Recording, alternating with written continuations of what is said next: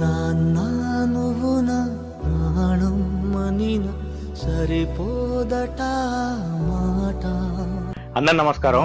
మనం అయితే ఈ రోజు అయితే వీళ్ళ ఇంటికి రావడం జరిగింది. వీళ్ళ ఆయన చనిపోయిండు. ఇద్దరు పిల్లలు ఉన్నారనమాట.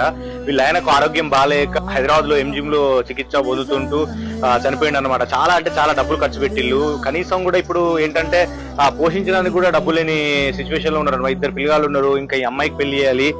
అట్లనే మనోడు కూడా ఇంకా చదువుకునే వయసు.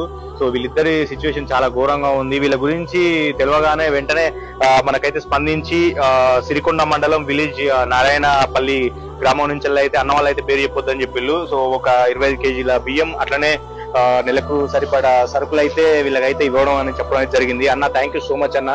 సో మీ పేరు చెప్పొద్దు అన్నారు. అయినా కూడా ఈ కుటుంబానికి మీరు హెల్ప్ చేసినందుకు థ్యాంక్ యూ సో మచ్ అన్న. ఇంకెవరైనా కనుక హెల్ప్ చేయాలనుకుంటే మాత్రం ఇన్బాక్స్ లోకి వచ్చి అయితే మెసేజ్ చేయండి. ఈ కుటుంబానికి ఎవరైనా ఇంకేమేమి సహాయం చేసినా కూడా పాపం వీళ్ళకి చాలా హెల్ప్ అవుతుంది. వీళ్ళకి హెల్ప్ అవుతారని చెప్పి మనస్ఫూర్తిగా కోరుకుంటూ అన్న నీకు థ్యాంక్ యూ సో మచ్ అన్న.